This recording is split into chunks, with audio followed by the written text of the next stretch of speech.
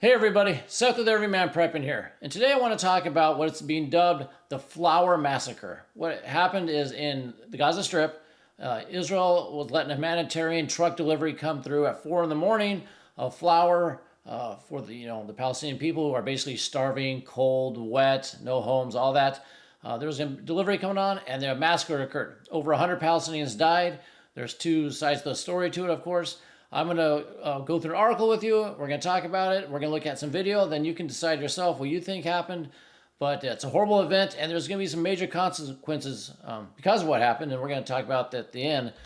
But as you'll see here, starting here with the hedge, we see that an 8-truck stampede called the massacre, and like I said, it's been called the Flour Massacre, happened. And it says Israel is being accused of opening fire on the crowd. That's the big thing.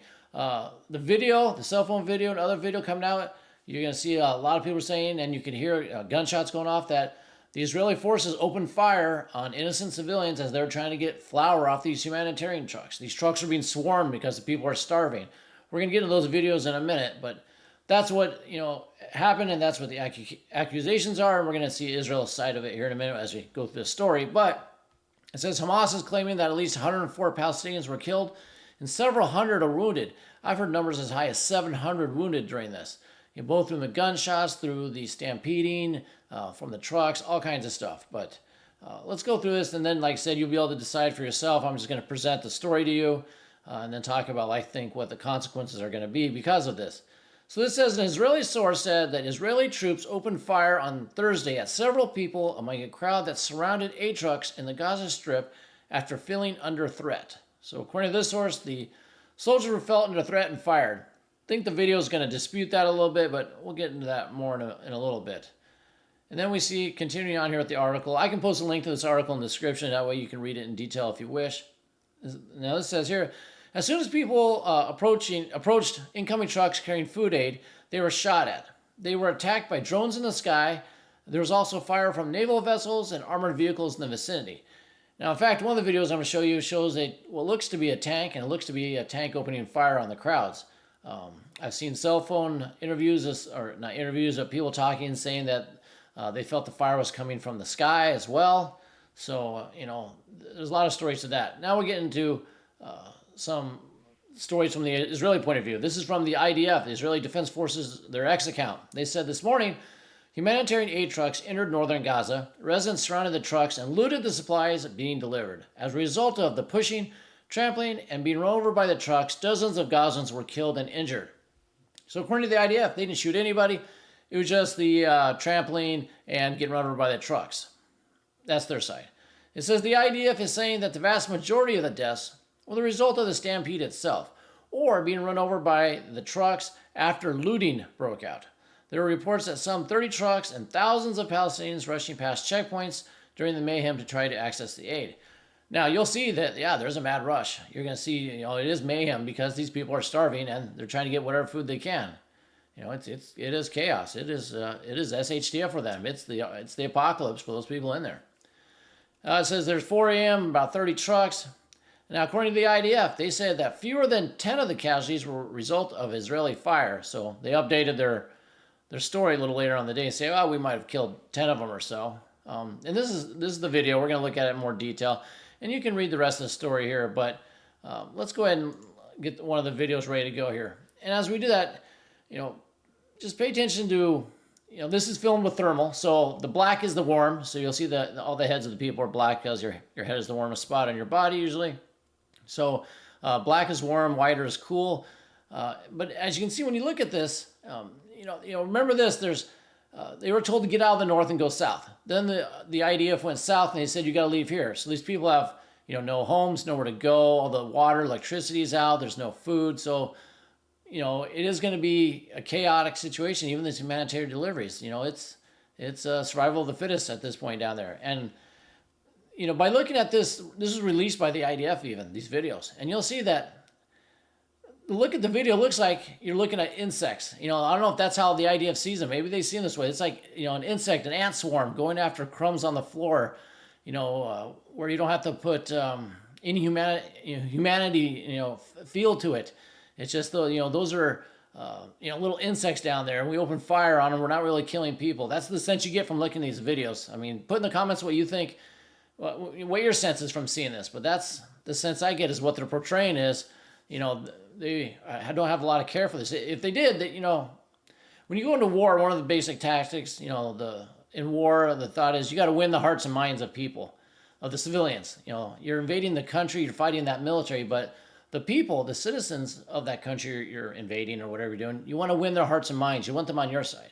Well, Israel's doing the exact opposite of that. They're definitely not trying to win the hearts and minds. They're trying to break their hearts and break their will and all that. They're not trying to help at all. And that goes against almost every doctrine you ever thought about when during a wartime event. So just look at the video and see what you put down there. Also, getting information, if you like any of this information over there, hit that like button on the video, share it, subscribe, all that great stuff. I really appreciate it. But let's check this out here. So as you see, people are swarming in. Like I said, black is hot, remember that, and you can see the individual people here. But they are gathering on the truck, but it doesn't look like a stampede. You don't see people falling over. You don't see people getting run over by the trucks. You do see a lot, like I said, is this giving you the instance of these are like little ants and this is crumbs and they're all running towards it? It takes the humanity out of it. And I think that's one reason Israel puts this out, to tell you the truth. But you can see in this close-up view, it looks kind of orderly at this point. It doesn't look like a riot or a looting spree. I mean, I'm sure they're taking stuff off the trucks, but remember, these are desperate people and they're doing desperate things. But, the trucks aren't moving. There seems to be kind of like an ordered chaos to it. I'm going to go forward a little bit as we get to, we can get to some of the trucks. Here you see some of the trucks moving. It's clear in front of them. There's 30 trucks, and this is only 1, 2, 3, 4, 5, 6, 7 of them. But, there's a clear space in front. You don't see anybody getting run over by trucks. You don't see any trampling, really. So, not really fitting the IDF story on that. Now you see people running. I believe this is after, they were fired upon and there were gunshots ringing out, because now people are going to start running because they're trying to get away. This is a little blurrier picture of what's going on, but this is a truck. There's clear space. You can see my mouse here. There's no one in front. Yeah, are they, looting? There's some people maybe get trampled. Yeah, sure. There might be some people falling and trampled because that's a massive humanity. But, I don't think we're going to see that that's the main cause of how people die. Now, in this video, this is a tank here. You see, it's kind of hard to see, but this is a tank here. And remember, when black is hot in this thermal, you're going to see black lines come out of the tank. That's what I think, in my opinion, is going to be small arms fire, rifle fire, something like that coming out, because you'll see lines of black coming out towards the people. So let's go ahead and play that. You'll see the tanks going. Then there's the first line. There's the second black line, third black line. So, when you fire, it's hot, obviously. So let's play it again. But here's more trucks going on. People are running after it, but they're behind, so you're not getting run over if you're behind. But let's play this again. Just watch the black lines coming out of the tank and, firing at people that are gathered around this truck here. That's what it looks like to me what's happening. I don't know. What do you think?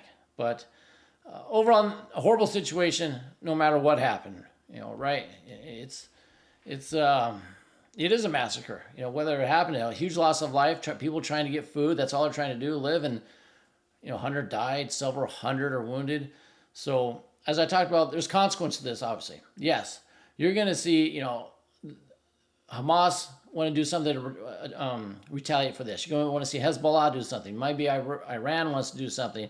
The Yemenis, the Houthis, the Red Sea, they're going to want to do something. There's going to be a lot of countries that are going to want to retaliate against Israel and the U.S. because they see the U.S. as supporting Israel in this. So there's going to be some huge blowback from this. Whether it be, Israeli fire that did this, trampling, running over, or mix, or whatever this is going to be seen as, because of what Israel is doing, these people died. So that's the big thing that's happened. The second thing that's happened is Israel just created a ton more enemies, right? You had all these people there, and this massacre happened. So everybody at that massacre is definitely going to be, want to get back at Israel, going to be an enemy of Israel. And then everybody they know, multiplied by that 5, by 10, by 20, how many people do they know, the relatives? Those are all new enemies. They're not going to trust, even if they had trust before, to Israel. There's going to be no trust there, and they're going to want payback. So you just created another army to fight, basically, by allowing this to happen or not stopping it from happening, either way. So this is just a horrible situation, horrible loss of life, poor management of humanitarian delivery, whatever you want to call it. But there's going to be blowback from this. And I believe, the United States could feel some of this, whether it be here in the United States with, attacks from within, whether it be soldiers overseas. But I believe there's going to be some retribution for this. That's for sure. So that's all I have for you. In the comments below, put, what your assessment is. What do you think happened? Whose side do you believe on all this? And until next time, keep your ear to the ground and head on a swivel.